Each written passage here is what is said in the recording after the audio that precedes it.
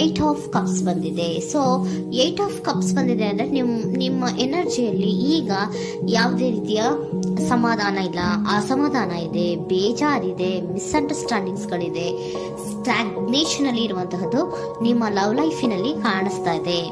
ಏನು ಬೇಡಪ್ಪ ಅನ್ನುವಂತಹದ್ದು ಮುಂದೆ ಹೋಗ್ತಾ ಇರುವಂತಹದ್ದು ಕಾರ್ಡಿನಲ್ಲಿ ರಿಪ್ರೆಸೆಂಟ್ ಆಗ್ತದೆ. ನೋಡಿ, ಬೇಡ ಅನ್ನುವಂತಹ ಆಲೋಚನೆಯನ್ನು ಮಾಡಿ ನಿಮ್ಮ ಲವ್ ಲೈಫಿನ ವಿಚಾರದಿಂದ ಮುಂದೆ ಹೋಗ್ತಾ ಇರುವಂತಹದ್ದು ರೆಪ್ರೆಸೆಂಟ್ ಆಗ್ತಾ ಇದೆ. ಸೊ ಕೆಲವೊಬ್ಬರಿಗೆ ಈಗ ಆಲ್ರೆಡಿ ಕೆಲವೊಬ್ಬರಿಗೆ ಲವ್ ಲೈಫಿನ ವಿಚಾರದಲ್ಲಿ ಎಂಡಿಂಗ್ ಅನ್ನ ರೆಪ್ರೆಸೆಂಟ್ ಮಾಡಿದೆ. ಅಂದ್ರೆ ಲವ್ ಬ್ರೇಕಪ್ ಆಗಿರುವಂತಹದ್ದು ರೆಪ್ರೆಸೆಂಟ್ ಆಗ್ತಾ ಇದೆ.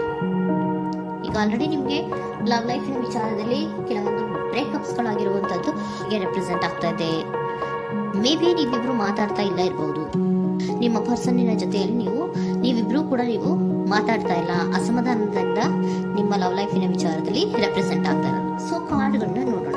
So king of wands, sun card and seven of cups ಬಂದಿದೆ. ಸೊ ನಿಮ್ಮ ರೀಡಿಂಗ್ ನಾನು ಏನ್ ಮಾಡ್ತಾ ಇದ್ದೀನಿ, ಪಾಸ್ಟ್, ಪ್ರೆಸೆಂಟ್, ಫ್ಯೂಚರಿನ ಇಮಿಡಿಯೇಟ್ ಫ್ಯೂಚರಿನ ಬಗ್ಗೆ, ಪಾಸ್ಟ್, ಪ್ರೆಸೆಂಟ್ ಅಂಡ್ ಇಮಿಡಿಯೇಟ್ ಫ್ಯೂಚರ್ನ ಬಗ್ಗೆ ತಗೊಳ್ಳುವಾಗ ನಿಮ್ಗೆ ಪಾಸ್ಟಿನಲ್ಲಿ ನಿಮ್ಮ ಲವ್ ಲೈಫಿನ ವಿಚಾರದಲ್ಲಿ ಪಾಸ್ಟಿನಲ್ಲಿ ಚಾರ್ಮಿಂಗ್ ಇಂದ, ಬಹಳ ಉತ್ಸಾಹದಿಂದ, ಒಂದು ರೀತಿಯ ಬಹಳಷ್ಟು ಕುತೂಹಲದಿಂದ, ಕ್ಯೂರಿಯಾಸಿಟಿಯಿಂದ ಏನೋ ಪಾಸಿಟಿವ್ ಇದೆ ಅನ್ನುವಂತಹ ರೀತಿಯಲ್ಲಿ ನೀವು ಲವ್ ಲೈಫಿನ ವಿಚಾರದಲ್ಲಿ ಮುಂದೆ ಬಂದಿರುವಂತಹದ್ದು ರೆಪ್ರೆಸೆಂಟ್ ಆಗ್ತಾ ಇದೆ.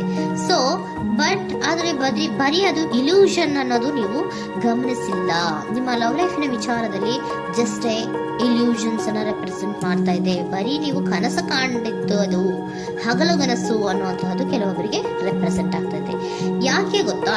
ಯಾಕೆ ಅಂದ್ರೆ ನಿಮ್ಮ ಲವ್ ಲೈಫಿನ ವಿಚಾರದಲ್ಲಿ ಕೆಲವೊಂದು ನೀವೇನ್ ಅನ್ಕೊಂಡಿದ್ರೆ ನಮ್ಗೆ ಬೇಕಾದಷ್ಟು ಆಪ್ಷನ್ಸ್ ಗಳಿದೆ, ಹಾಗ್ ಮಾಡ್ಬೋದು, ಹೀಗ್ ಮಾಡ್ಬೋದು, ಹಿಂಗಿರ್ಬೋದು, ಹಂಗಿರ್ಬೋದು ಅನ್ನುವಂತಹ ಬೇಕಾದಷ್ಟು ಕನಸುಗಳನ್ನ ಕಂಡಿದ್ರಿ. ಅದೆಲ್ಲ ಕೂಡ ಜಸ್ಟ್ ಹಗಲುಗನಸು. ಓಕೆನಾ? ಒಂದು ರೀತಿಯ ಭ್ರಮೆ. ಬಹಳಷ್ಟು ಧೈರ್ಯದಿಂದ ನೀವು ಪಾಸಿಟಿವ್ ಚೇಂಜಸ್ ಗಳಿದೆ ಅನ್ನುವಂತಹ ಆಲೋಚನೆಯನ್ನ ಮಾಡಿ ನೀವು ಫಿನಲ್ಲಿ ಮುಂದೆ ಹೋಗಿರುವಂತಹದ್ದು ರೆಪ್ರೆಸೆಂಟ್ ಆಗ್ತಾ ಇದೆ.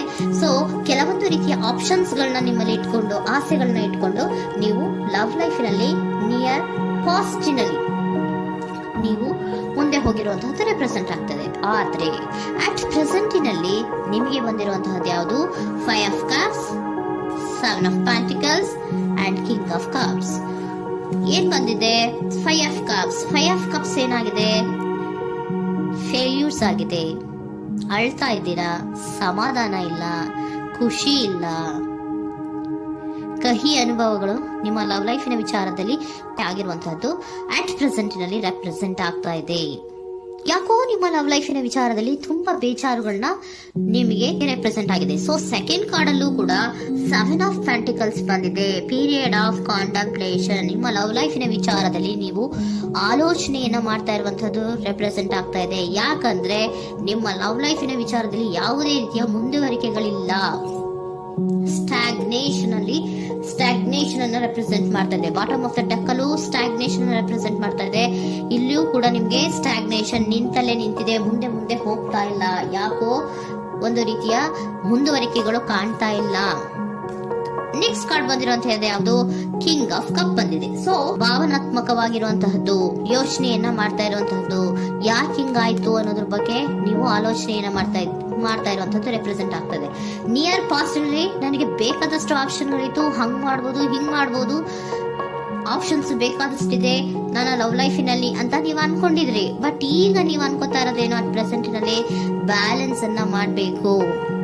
ಯಾಕೋ ಇಲ್ಲಿ ಅಸಮಾಧಾನಗಳಾಗ್ತಾ ಇದೆ, ಮಿಸ್ಅಂಡರ್ಸ್ಟ್ಯಾಂಡಿಂಗ್ ಗಳಾಗ್ತಾ ಇದೆ, ಮಿಸ್ಕಮ್ಯುನಿಕೇಶನ್ ಗಳಾಗ್ತಾ ಇದೆ. ಕೆಲವೊಬ್ಬರಿಗೆ ಬ್ಲಾಕ್ಗಳು ಕೂಡ ಆಗ್ತಾ ಇದೆ, ಫೋನ್ ಬ್ಲಾಕ್ಸ್ ಗಳು ಕೂಡ ಆಗ್ತಾ ಇದೆ. ಯಾವುದೇ ಮೆಸೇಜ್ಗಳಿಲ್ಲ, ಫೋನು ಇಲ್ಲ. ಓಕೆನಾ?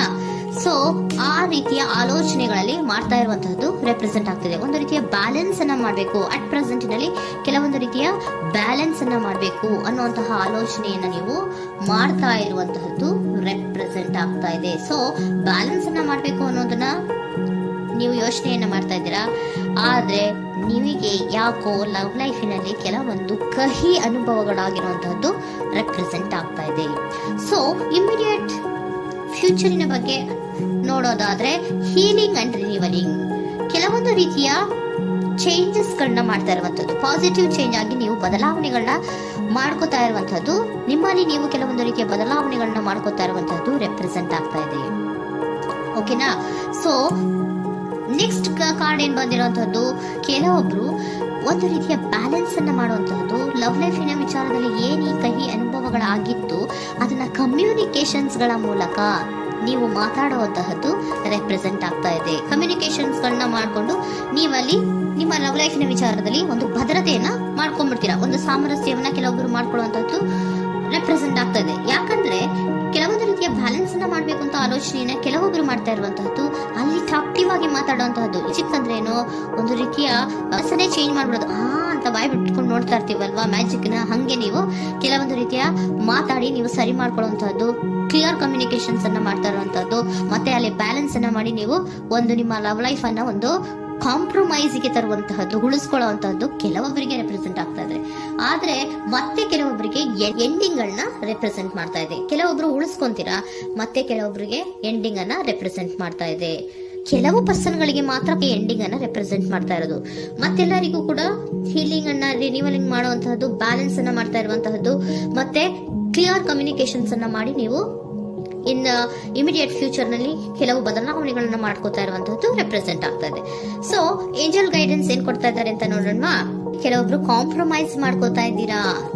So next in the near future ಅಂದ್ರೆ ಇನ್ ಸದ್ಯದಲ್ಲೇ ನೀವು ಕೆಲವೊಬ್ರು ಏನ್ ಮಾಡ್ತೀರಾ, ಮಾತಾಡಿ ಕ್ಲಿಯರ್ ಆಗಿ ಮಾತಾಡಿ, ಅಯ್ಯೋ ಬೇಡಪ್ಪ ಇದು ಸರಿ ಹೋಗಲ್ಲ, ನಾವ್ ಹಿಂಗಿದ್ರೆ ಸರಿ ಹೋಗಲ್ಲ ಅಂತ ನೀವು ನೀಟಾಗಿ ಮಾತಾಡಿ ಅವ್ರನ್ನ ಒಂದು ರೀತಿಯ ಕನ್ವಿನ್ಸ್ ಮಾಡ್ತೀರಾ. ಸೊ ಮ್ಯಾಜಿಕ್ ಪರ್ಸನ್ ಮಾಡೋದೇನೋ ಕೆಲವೊಂದು ವಿಚಾರಗಳನ್ನ ಕನ್ವಿನ್ಸ್ ಮಾಡ್ಬಿಡ್ತಾರೆ ನಮ್ಮನ್ನ, ಹಂಗೆ ನೀವು ಕೆಲವೊಂದು ವಿಚಾರಗಳನ್ನ ಕನ್ವಿನ್ಸ್ ಮಾಡಿ ಕಾಂಪ್ರಮೈಸ್ ಅನ್ನ ಮಾಡ್ಕೊಳ್ಳುವಂತಹದ್ದು ರೆಪ್ರೆಸೆಂಟ್ ಆಗ್ತಾ ಇದೆ ಇನ್ ದ ನಿಯರ್ ಫ್ಯೂಚರ್ ಅಲ್ಲಿ.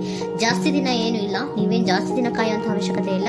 ಕೆಲವೊಬ್ಬರಿಗೆ ಕಾಂಪ್ರಮೈಸ್ಗಳು ಇದೆ, ಕೆಲವೊಬ್ಬರಿಗೆ ಮಾತ್ರ ಲೆಟ್ ಗೋ, ಕೆಲವೊಂದು ವಿಚಾರಗಳನ್ನ ಬಿಟ್ಟು ಬಿಡಬೇಕಾಗತ್ತೆ. ಕೆಲವೊಂದು ಎಂಡಿಂಗ್ ಗಳನ್ನ ಮಾಡಿದ್ರೆ ನೀವು ಕಾಂಪ್ರಮೈಸ್ ಆಗ್ತಾರಾ ನೋಡಿ, ಆಗ್ಲಿಲ್ಲ ಅಂದ್ರೆ ಮುಂದೆ ನೀವು ಹೋಗ್ಬೇಕಾಗತ್ತೆ.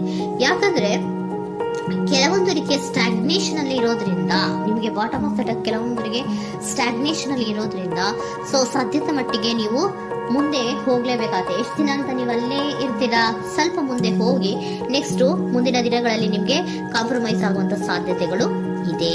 ಪಾಸ್ಟ್ ಅಲ್ಲಿ ನೀವೇನಾದ್ರು ಕೆಲವೊಂದು ಭ್ರಮೆಗಳಲ್ಲಿ ಕೆಲವೊಂದು ಆಪ್ಷನ್ಸ್ ಗಳಲ್ಲಿ ಏನಿದೆ ಅವರಿಗೆ ತುಂಬಾನೇ ಕಹಿ ಅನುಭವಗಳಾಗಿರುವಂತಹ ಸಾಧ್ಯತೆಗಳು ಇದೆ.